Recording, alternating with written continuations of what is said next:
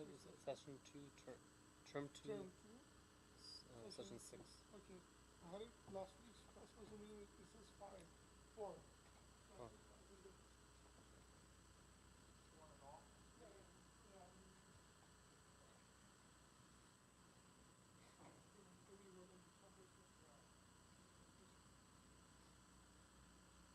Do you want to, will you just text me when you start? Yeah. Okay, thank you. Yeah.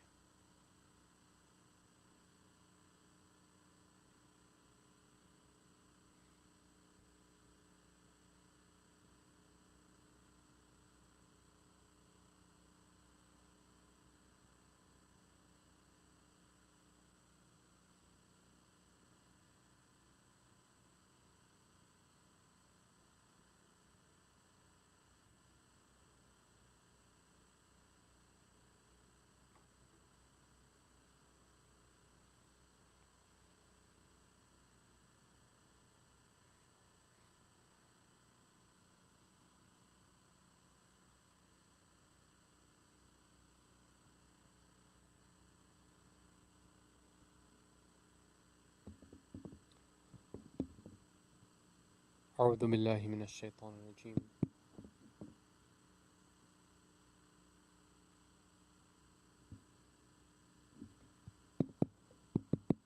Sorry? Okay. أعوذ بالله من الشيطان الرجيم. بسم الله الرحمن الرحيم. بسم الله الرحمن الرحيم. إنا أعطيناك الكوثر فصل لربك وانحر إن شانئك هو الأبتر. صدق الله العلي العظيم. صل على محمد وآل محمد. Okay, welcome to class number 6. Thank you so much for your efforts. May Allah reward you. I'm going to begin with a quote from some of the reports that are mentioned about Sayyidah Zainab alayhi salam on the battlefield of Karbala. The reason is because tonight is the birth anniversary of Sayyidah Zainab alayhi salam. So congratulations to all of you on that. So there is a reporter from the enemy army in Karbala by the name of Humayd. And Humayd is somebody who gives us some very accurate descriptions, very intricate descriptions of what happens on the day of Ashura. Humayd ibn Muslim is his name. And even though he's part of the enemy soldiers, he has somewhat of a conscience. Like, I mean, he's still part of them, but at certain times he intervenes and he tells, for example, Shimr that don't kill him, don't do this, tells Umar ibn Sa'ad. So he has something in him. But when he describes Sayyidah Zainab alayhi salam, he says that when Sayyidah Zainab came from her tent, she came like the rising sun. And in another source, it says that some people remarked that she appeared as a shining sun and a piece of the moon. Now, there's this one Christian priest who has written a book called Half of My Heart. And in it, he makes a very interesting comment. He says that bearing in mind those ahadith that insist upon the superiority of the moon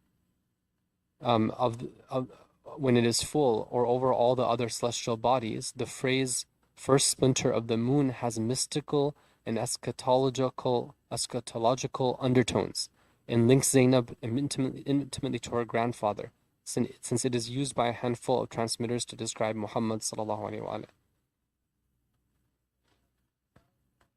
So then he quotes like a number of hadith which talk about our Prophet, his face being like the moon. And he says that there's a hadith which says the first group of believers to enter paradise is described as glittering like the moon. And in Hadith al-Qissa, Fatima alayhi salam describes her father's face as being like the full moon. And Hazrat Abbas alayhi salam is the moon of Bani Hashim. And later in Kufa, Zainab from her carriage will catch sight of Imam Hussein's head, which seemed to her as a radiant moon-like rising moon. So this Christian priest, like he studies all these reports, and then he comes up with this beautiful parallel. He's saying that Sayyidah Zainab alayhi salam, at this moment she wasn't just like a lady who is distraught because of what's happening to her brother or her nephew or her relatives. She is like this transformed person, on the battlefield, and her spiritual radiance is like that of like a moon or a sun. And it's very nice to see that, I mean, as I mentioned in the past in other forums, that sometimes like it almost puts us to shame that when you see like these non-Muslims, like they're so impressed, and like they're very like intrigued by these people that we have, like these role models, these women of Islam, like Sayyidah Fatima alayhi salam and Sayyidah Zainab. The same author, he wrote a book about Sayyidah Fatima alayhi salam as well. They're so intrigued by them. They write books on them. They research. They like find these connections. And sometimes, we don't have that same type of desire, or we don't put in that same type of effort. But mashallah, like he did this, and he has a lot of respect for Sayyidah Zainab, even though he's a Christian. I imagine the respect that a Muslim should be giving her. So on this day, again, congratulations to all the believers, and inshallah we can all take the lessons of Sayyidah Zainab's life and put them into practice in our lives.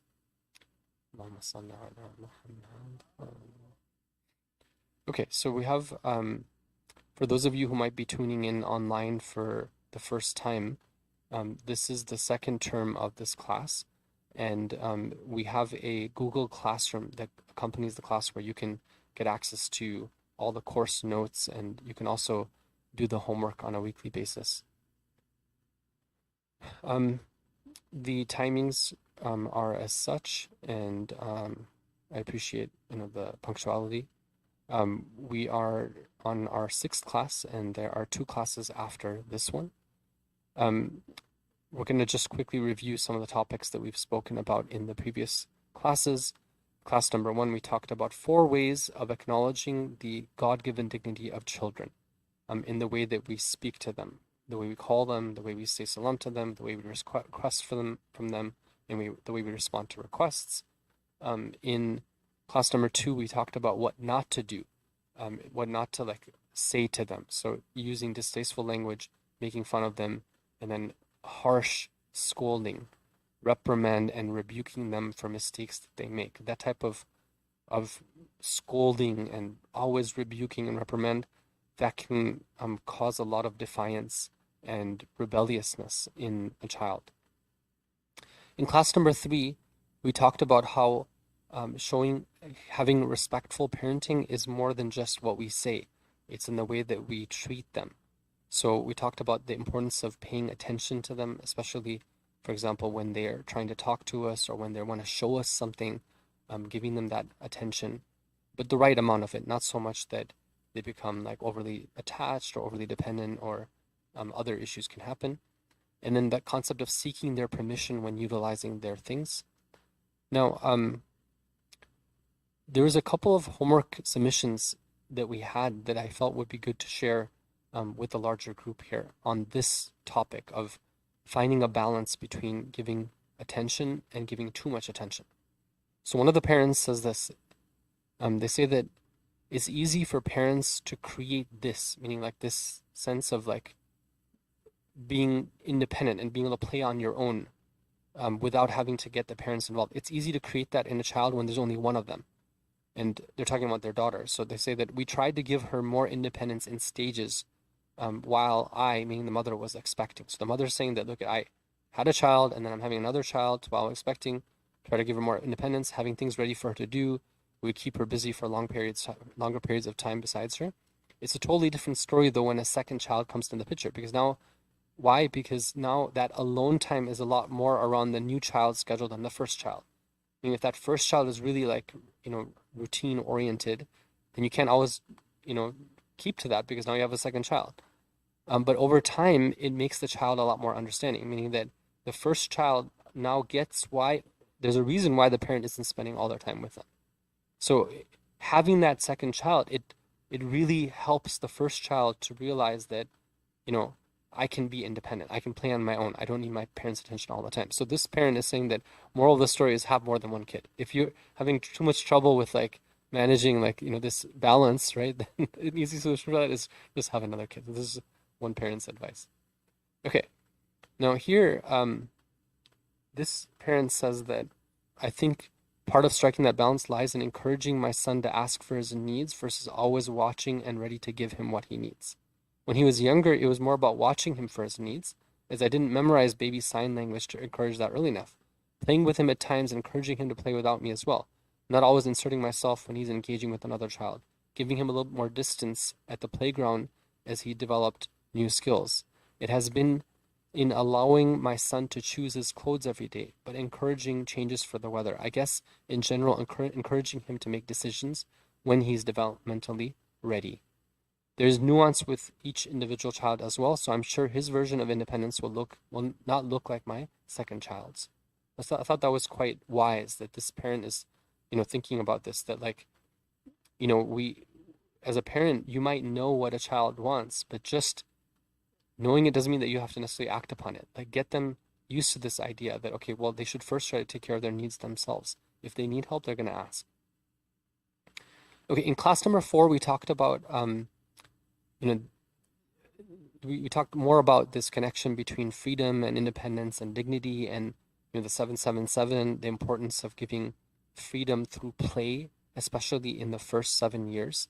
And the idea that, we might have this thing in our mind that a good child is a child who is tame and mild. And we said that even in the hadith, we're told that that's not supported by hadith. Like, for a child to have energy, for a child to be active, for a child to not conform to whatever is told to them, for them to have that independence is actually a healthy sign and something we want to encourage, not stamp out.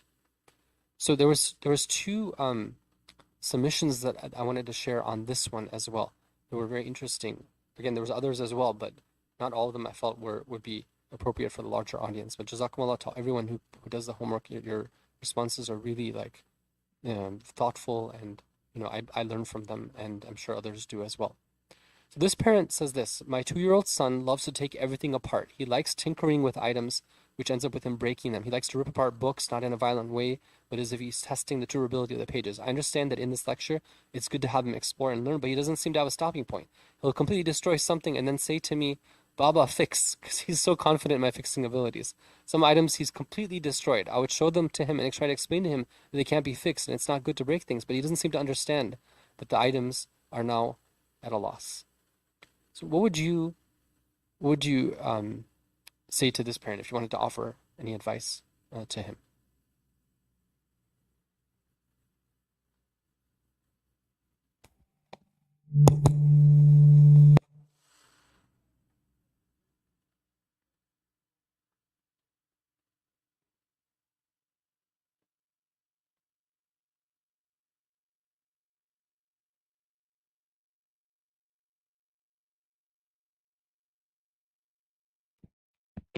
Yeah, further.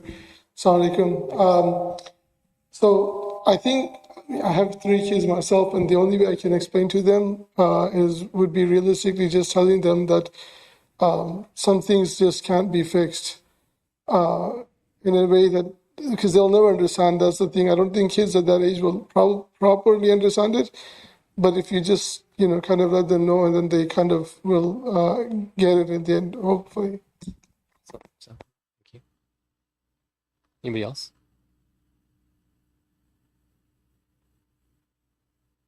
Is it not the same? Yeah, same. They put. Oh.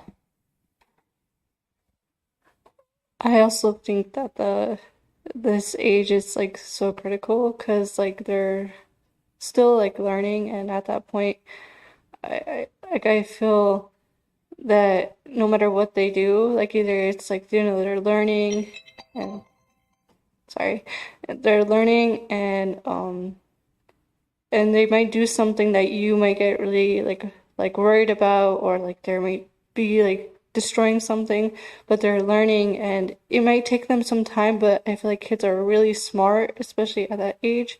They can pick up a lot of things, so they have to do it a couple times to like understand like, okay, should I keep doing this or should I not? So I feel like at that time, it's also like, the parents also have to have that patience as they do.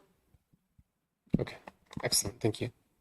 So what we got from the students who are present here is that, number one, we really need to explain there's some things that can't be fixed. And second of all, you have to have that patience, and eventually, like, they'll get over this. Okay. What we could also add to this is this, that, why is it that the son has so much confidence in the father's fixing abilities? Right? I mean, it must have been the case that he saw the father like fixing stuff that he broke. Right? Now, that's something which the father probably did like out of his own goodwill and like desire to help, right? He's like, okay, my son broke this, I'm going to fix it for him. But that's where maybe the father needs to could think about having some patience and not be so quick to fix it. Because then the child will learn that, okay, well, just because I break it doesn't mean that Baba can fix it, right? So this is where that, that it's, again, it's that tendency that we have to like just jump in and try to like, save the day for the child, right? Well, that saving the day might actually be something that's detrimental to their overall progress. The other thing is that, so this will continue. Eventually it will stop, but maybe in the interim there can be some type of rearrangement, so that those things which are really precious, they're not going to be put in a way which is which the children can easily access. Like, I mean, the 2-year-old can access. They put up on the higher shelves.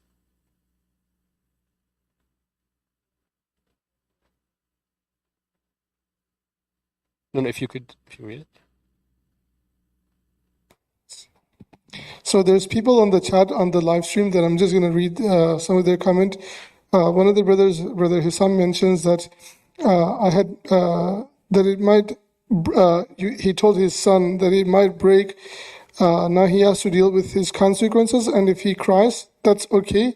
It's part of learning the experience. So you'd kind of explain it to the child that way. Thank you. Okay. So one last one from the homework, which again was really interesting. So this parent is reflecting on when they were young, and they felt that their parents gave them too much or too little independence. In this case, the parent is saying that when I was young, I was given too little independence. But benignly, meaning the parents in their good, intention, they gave too little independence. So they say that many times we wanted to explore our independence, especially as teenagers, but this was stopped due to their, meaning the parents' overprotective nature. I would get so bothered when my parents would help me, regardless of me saying that I don't need help. And you would think I should be grateful and not get bothered. And I was wondering, why does this really bother me when I know they have good intentions? And it occurred to me, the hadith in the lecture about dignity that shows it's part of our fitrah to give and offer help and not feeling like we are needy. Remember that hadith we have from Imam Islam where he says that part of a noble person is one who doesn't like to take help from other people, and rather they want to give to other people, whereas an ignoble person is somebody who is like always depending on others. So it's part of our fitrah to not want that.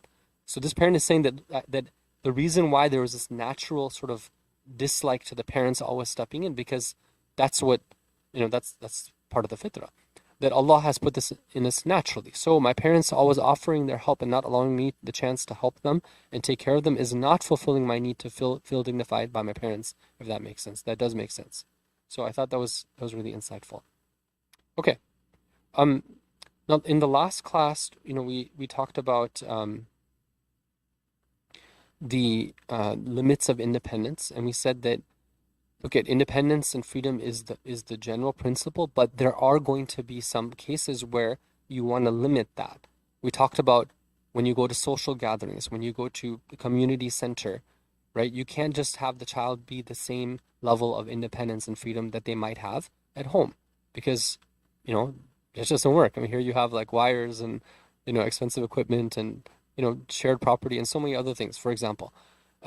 So that's where, we need to realize that there are other principles as well that are really important for a child to develop, like healthy socialization and the need to respect other people's property. Now, we did say that when a child is given independence, especially in the first stage, then in the second and third stage, that desire will become less intense. And when a child is overly controlled and orders are always being yelled at them, and they're always subject to orders and prohibitions. Don't do this, do this. Then it's going to become jaded for them. They're not going to they're going to be tired of hearing that, and it won't have that effect. Whereas a child who has less commands and prohibitions, when the parents later on do start commanding them and prohibiting them, then it will have more of effect on them. Okay, let's go to our for tonight, inshallah, I want to introduce the topic of temperaments. But first, the last topic in this that we want to cover for now, under the subtopic of independence and freedom and children, it has to do with this case study here. So, recently, Rana, a 10-year-old, made friends with the wrong type of crowd at school, and she started listening to the type of music they listen to. Her mother is furious at her whenever she catches her listening to that music and lectures her about its sinfulness. Recently, her mother overheard her daughter say to her friends, "I'd do anything to get my parents off my back." Okay, any thoughts about the scenario here? Yes. I feel like the mom kind of came off in a wrong way.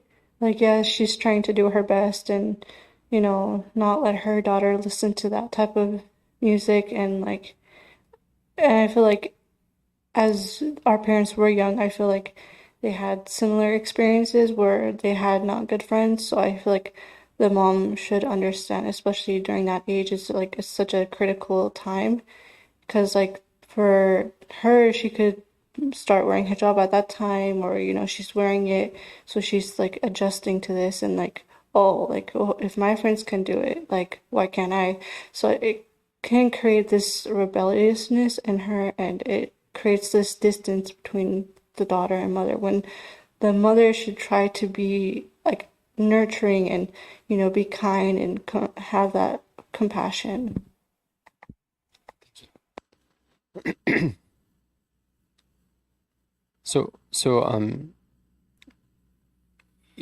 What if the mother is thinking that, okay, I'm doing Amr bil Ma'roof Nahy and Munkar, right? I'm doing my Islamic duty here of telling my daughter that she shouldn't be doing this, right? So is she justified in what she's doing because of her doing her Islamic duty?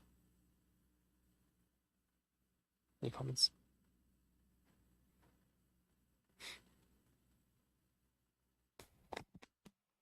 Yeah, so I think to a certain degree and level, she is fulfilling that, but it really goes down to kind of what the sister had mentioned prior to this. It really comes down to, I would say, maybe the delivery and the strategy of getting that message across. I mean, aside from that, there's just a couple of things.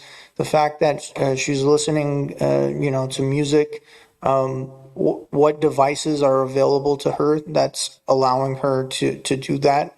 Maybe there's ways that, I mean, there's just, it's a little, so I wouldn't say necessarily just restricting access to these mediums, but one area is maybe limiting or monitoring,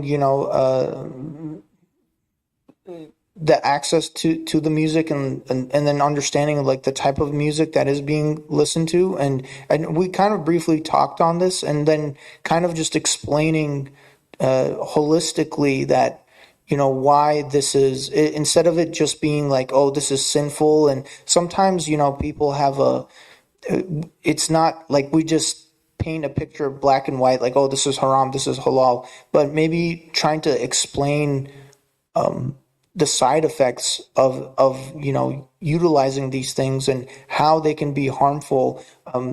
So not only are they still, forbidding the haram, but they're doing it in a way that the child can understand why it's haram, because it's very easy to just say it's haram and keep lecturing. But if you're lecturing and it's not working, maybe how you're delivering the message might not be connecting. That's I hope that kind of. Yeah, no, definitely. Thank you. So just to summarize, looking at a little bit more at her access, how is she getting that access, and maybe redirecting her to something which is halal, and then having a type of talk and dialogue where some of the reasons for why this is bad are also being explained to her, which is excellent. Thank you so much for that. So this scenario, I want to say is representative of, it's kind of like it's an example for a lot of issues that sometimes parents will have with children, in the second stage, or in the third stage of development, right? And what we're going to talk about here isn't just about music. It's not just about girls, but it's just general. So what I'm going to show in the next few slides is just some points about how to deal with sinfulness, and what is the limits, and how is it when we're talking about freedom and independence, how that freedom and independence, it doesn't mean that as parents we're encouraging children to even go into sinfulness. No, there's a limit, but there also is a way of dealing with sinfulness. So that's what we're going to focus on. So here we see in Surah At-Tawbah that Allah Ta'ala, when He talks about Amr bil Ma'roof and Nahy anil Munkar, which means bidding what's right and forbidding what's evil, He says that the faithful men and women, بَعْضُهُمْ أَوْلِيَاءُ بَعْض, they are comrades of one another. Then He says that they bid what is right and forbid what is wrong. يَأْمُرُونَ بِالْمَعْرُوفِ وَيَنْهَوْنَ عَنِ الْمُنْكَرِ وَيُقِيمُونَ الصَّلَاةَ وَيُؤْتُونَ الزَّكَاةَ, and so on. So you see here that in terms of order, the first thing is about being comrades of one another, okay, which is important. We'll get back to that. Okay, now in Nahjul Balagha, Imam Ali Islam, when he's talking about when we deal with people who are sinful among the believers, right? He says that, let's say somebody is free of faults, like they're not committing sins or not deliberately, and by the grace of Allah they don't commit sins. He says it is fitting that they are merciful towards the people of sinfulness, and they busy themselves in gratefulness for the blessing of purity, meaning that this isma that somebody has, because isma is of two types. The one which is, the ma'asumin. The other one is when somebody acquires a state of immaculateness, and sinfulness. So that is something that somebody needs to be grateful for, because all the blessings of Allah need to be we need to thank Allah for them. And that this gratefulness prevents them from finding the faults of others. They should never allow themselves to backbite their brother in faith who has committed a sin and scold him for that. O servant of Allah, do not hurry in finding the faults of others. Perhaps Allah has forgiven him for that. And do not be at ease with regards to the smaller sin you have committed, for perhaps you will be chastised for it. So this is just really important to remember, that the general approach Imam Ali Islam is encouraging here towards the sinners is that one of mercifulness, mercy. Okay, now that doesn't mean that mercy does not mean that we ignore it or just let it go or be okay with it. No, but the approach has to be one which is filled with mercy. Imam Sadiq alayhi salam, he says in a hadith that to Mufaddal, say to our Shia, be those who call to us. How should we call to the Ahlul Bayt? By means of restraining from what God has prohibited, refraining from sin, and pursuing His pleasure. If they are like that, people would be hurrying towards us. Now, what does that mean? Meaning that, let's say that, I have a child and I want to call them towards the faith, right? At times, I do need to use my tongue. I need to talk to them about that. But the bulk of my effort should be in purifying myself and being that example of somebody who's pursuing God's pleasure in everything that I do.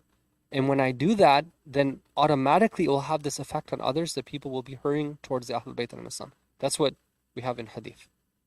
Okay, in an ayah of the Quran, Surah Taha, when Allah is telling Nabi Musa alayhi salam that go to Fir'aun, He says to him and to Harun, قُولَا لَهُ قَوْلًا لَيِّنًا, speak to him in a soft manner. Right? So even when talking to this tyrant who's sinful, just everything about him is sinful, in his speech, in his habits, in his customs, in his actions. He's an oppressor, he's arrogant, he's a polytheist. But Allah says when you speak to him in a soft manner. And then on the other hand, we have a hadith from Imam Ali alayhi salam where he says that the Messenger of Allah sallallahu alaihi wasallam commanded us to meet the people of sinfulness with angry faces.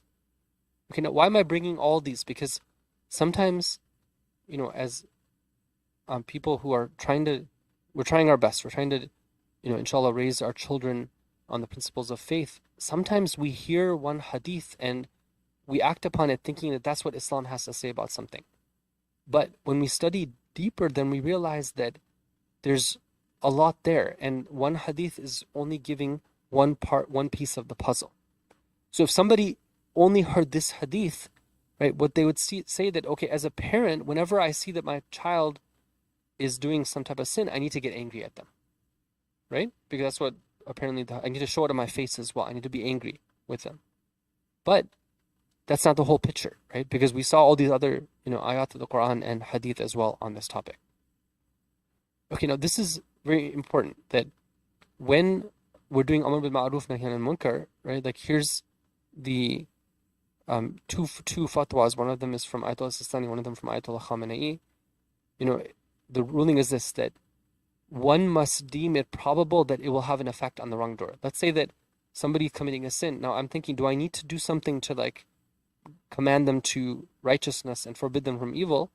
I need to first of all think, is it probable that it will have an effect? If I know that my speech and my words are ineffective, then the well-known opinion among jurists is that I'm under no duty and is not obligatory on me to enjoin good and forbid evil. Okay? So sometimes, somebody might be at a state of rebelliousness where if I say something about that particular thing right now, it will only cause them to be driven further away. Okay, so is my words, is it obligatory? No, it's not an obligation. No. Ayatollah Sistani says that, however, the obligatory precaution is that he must express in any way possible his disapproval and displeasure with the wrongdoer's improper actions, even if it's not going to have an effect, even if he knows that it will not have an effect on him. Okay, that's Ayatollah Sistani. Now, another marja, Ayatollah Khamenei, Hafidhullah, he says it is obligatory to enjoin the good and forbid evil only when it is likely to be effective and one is secure for harm in doing it, considering the extent of the expected harm and the importance of the good or evil in question. Sometimes, it might be some massively important issue where even if, you're going to get harmed, you still have to do something about it. Like Imam Hussein alayhi salam, right? I mean, he had to do the Amr bil Ma'roof and Nahy anil Munkar even if he's going to be killed. Otherwise, it is not obligatory for him.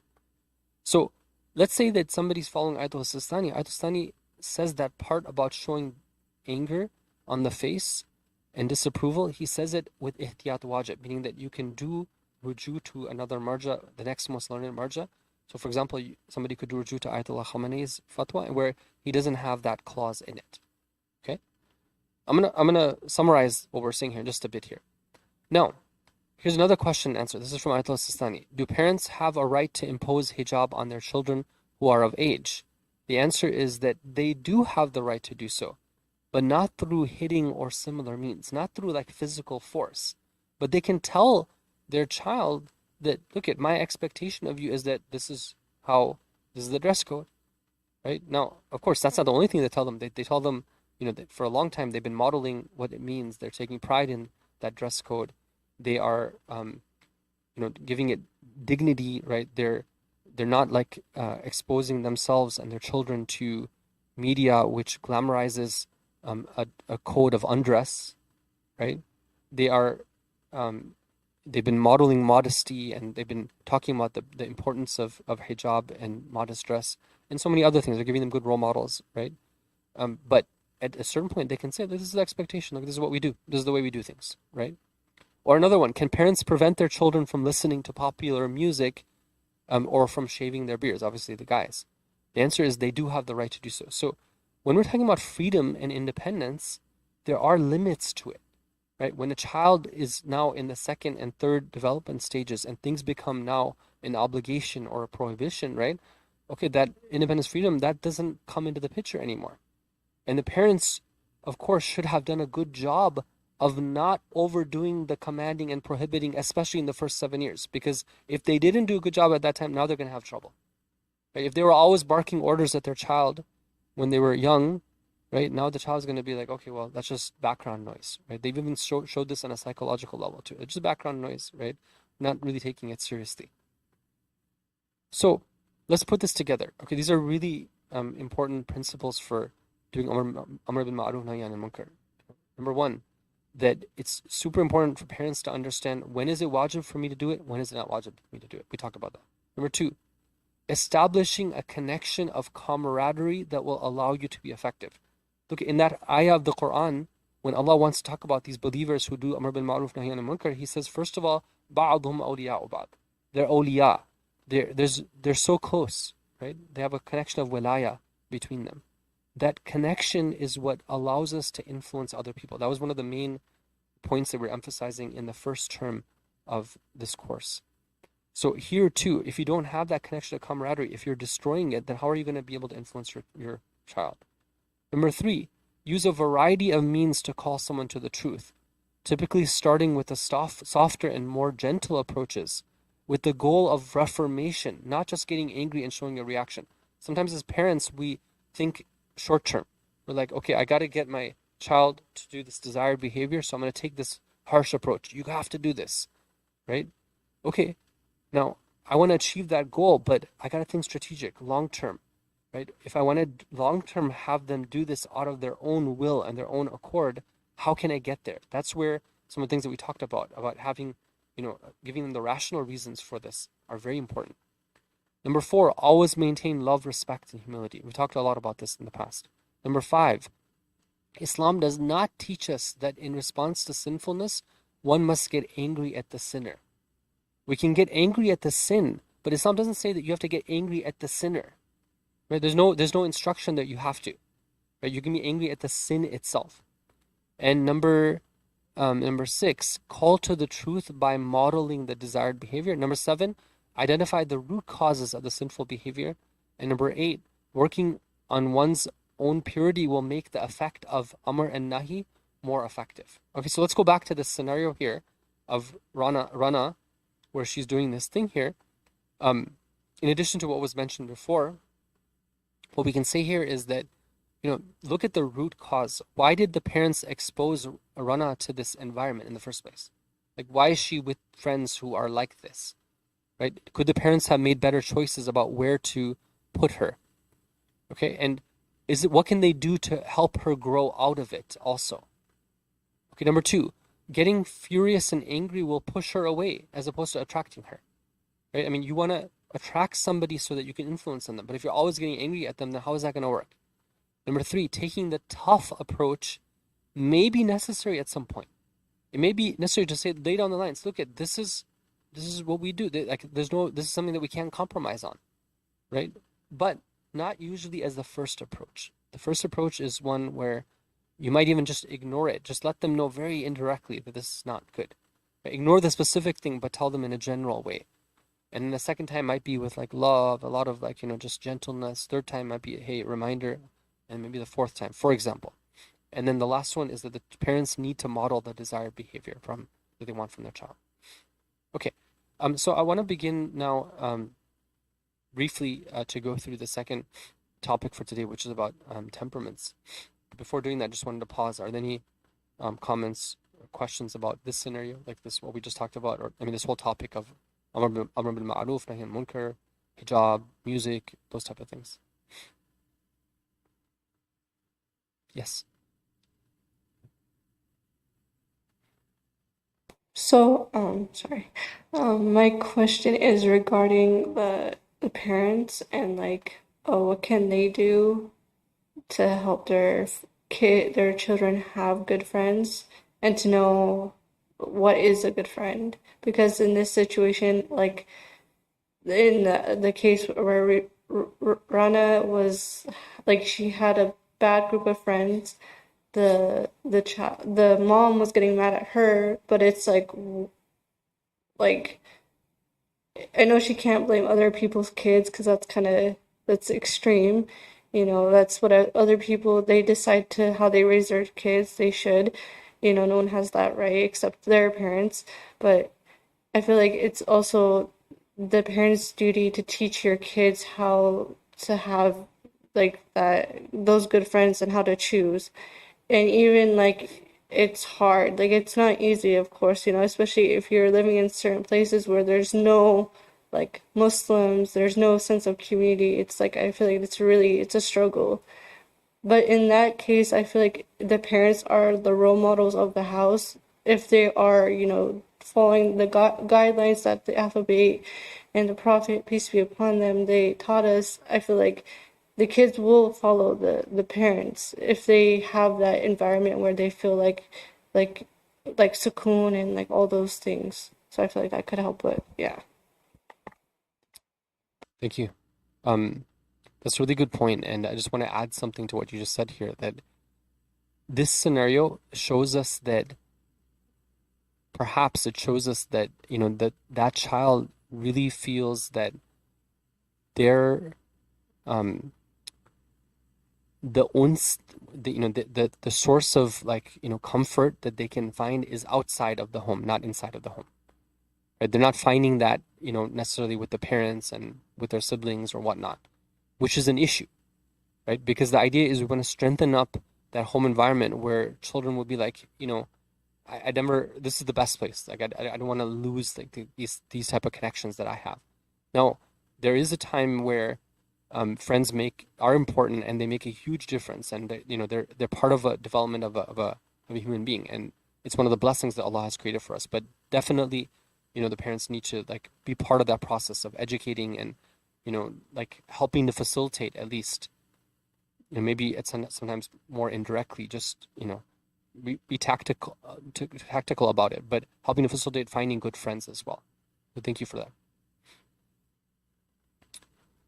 Okay, if there's no other comments, then we'll spend a few minutes, inshallah, introducing the next topic, and then we'll end up for tonight. So the last topic that I wanted to cover for this term has to do with temperaments. Okay, and the reason why we're covering this in the topic about Islamic family building is because it's one of those topics which used to be part of common sense and common like just folklore. Like there are things that we just do as part of our day-to-day lives that we don't need to be taught, because everyone just just what you do. It's you know how to, you don't take a class in it, right? Like how do you go to the grocery store, for example, and buy something from the grocery store, right? You don't need to take a class in that. But and there were certain things that people used to know, like about, for example, temperaments, which was just common. But over the years, especially in the modern era, this type of knowledge has been somewhat lost or ignored. And it's only very recently that people are realizing that there was real precious knowledge that people used to have, that by ignoring, we're actually losing out on how to better our relationships and how to better our health. So temperaments is one of those topics. Where does this start from? Right? It actually starts from like way back, and we don't even know. The scholars who research, they don't know where it started from. They say it could have started in Mesopotamia. So ancient civilizations, the idea that human beings have temperaments, and Hippocrates, and later Galen, in the Greek philosophers, they developed it into a medical theory. Now Galen, he classified behaviors as hot and cold and dry and wet, taken from the four elements: water, earth, air, and fire. We'll talk about that more in just a bit. The word temperament is from the Latin temperare, which means to mix. And in Arabic, the word that's used for temperament is mizaj. Also, there's another word called taba'. Mizaj is a very close, like in its mizaj comes from the idea of mixing. So it's very similar to how temperare is mixing. And Galen was the one who gave these four categories to temperaments, meaning that he said that people fall into four categories depending on their personality: sanguine, choleric, melancholic, and phlegmatic. Okay, we'll talk more about those. And Ibn Sina, the great scholar, he was a scholar in many fields, right? In Akhlaq, and in philosophy and logic and so many other areas, and also medicine. So he was an expert in medicine. He wrote the Qanun, which was a standard medical text at many universities. And he was the one who really extended this theory of temperaments.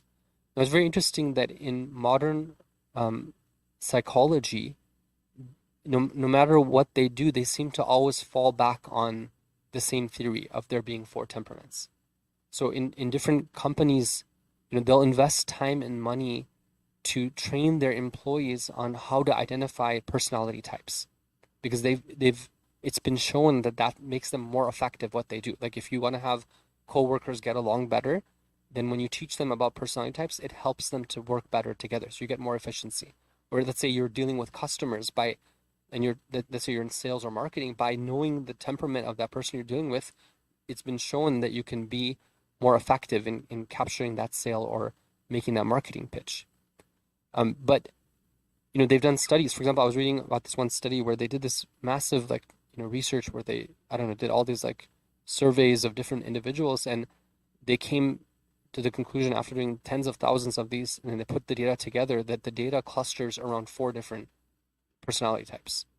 And even if you look at something like MBTI, which you might have heard of, or DISC, which is another popular way of doing personality types, they all map back to the same ancient temperaments.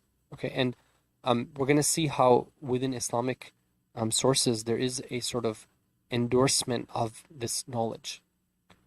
Now, why is it that as parents we should care about this? Okay, sometimes parents might be like, okay, I have enough to worry about, I don't want to learn about this, right? So I can say that, this is an area where it can really help parents to become more intuitive about what they do, more refined in their practice. I'm going to give you some examples here. Let's say that you have a child and your child is energetic to the point where he's sometimes aggressive towards others. But maybe when you compare him to another child that you have or other children, you're like, that child is so calm and so, just doesn't get excitable that way, right? Why is it that my child is the one who's aggressive, right? Or let's say your child gets angry easy and often. Or your child is different than you. Like your child is positive and you're more serious. Or you're more positive and your child is more serious. Right? You're very happy-go-lucky. You're always optimistic, but your child is more takes things a lot more seriously, right? And you're like, what? Isn't this my child? Aren't they a chip off the old block? What's wrong here, right? Or let's say your child has a low threshold for stimulation while your own stimulation threshold is very high. Your child, after a little bit of stimulation, they just get tired. They start crying. But for you, you can tolerate a lot. You can be in a party-like gathering and you're very happy and you can be there for a long time. Your child has high energy, but you have low energy. Your child is generally not persistent.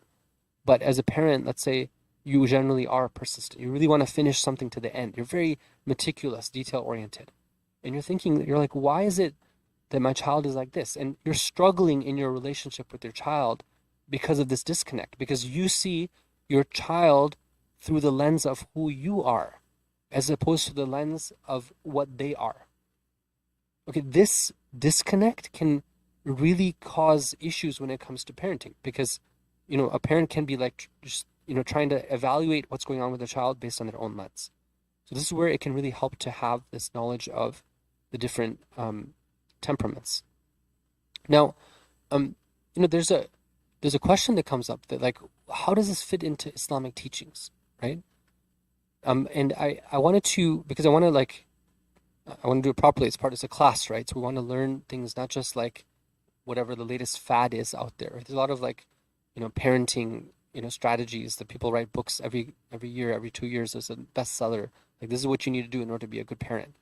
Right? But we want to be grounded in our approach. We want to understand the whole thing here.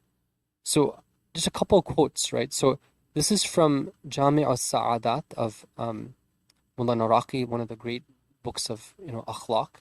He says that the temperaments have a wide effect on traits, meaning that, let's say that in the science of Akhlaq is about developing good traits, like being patient, being humble, being generous, right?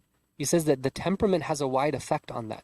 Some temperaments in their original creation have the capacity for some traits, and some are concomitant to the opposite. Indeed, we are certain that some people in their nature, even if they were to be left alone without external influences, are such that they would get angry, be scared, or I think I mistranslated that, with the slightest of causes. They would laugh with the slightest surprise. And some are opposite of that. They're very stoic, right? They really need a lot they're like a big boulder that means a lot to be able to move and start rolling.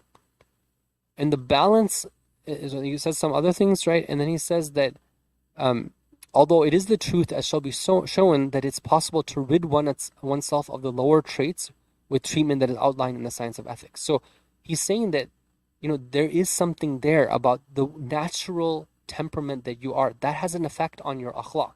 So let's say somebody has a certain temperament and they're prone to being angry. Well, that's going to affect their ability to like control their anger. Okay. Now, the last, kind of evidence that I want to show here is from Allama Tabatabai rahmatullahi alayhi, where under this verse in his commentary, he says, and I won't read the whole thing, he says that it has been proven, actually we'll skip this one. He says that I'll put it in the slides, definitely read it because it's very interesting. He says there's also some special relationship between one's psychological characteristics and their physical makeup, meaning that the way that they are made, Allah makes them in a certain mold that has an impact on how they behave.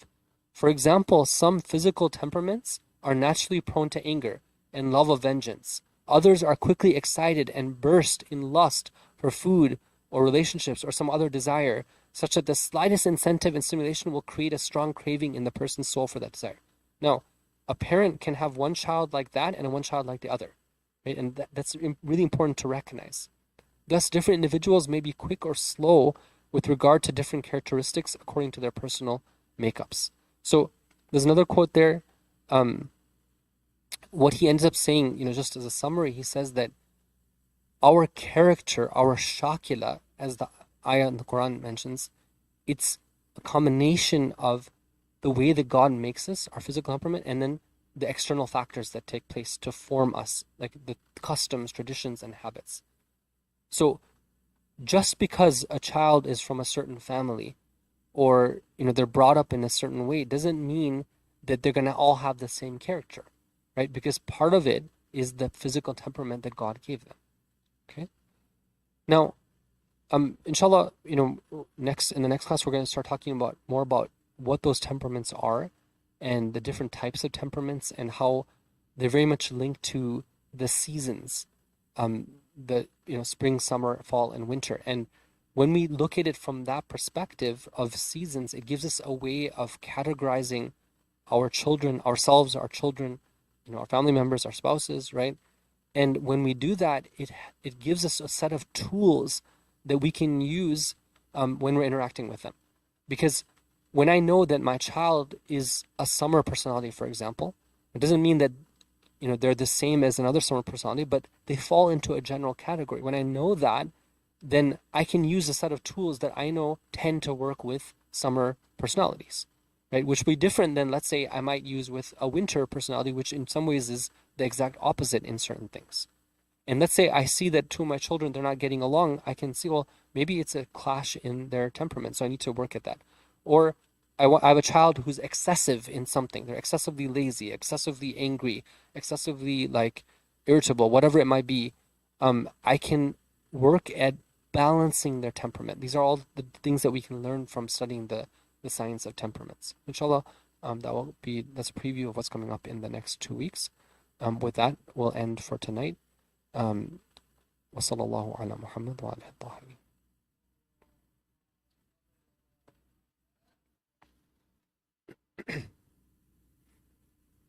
Thank you.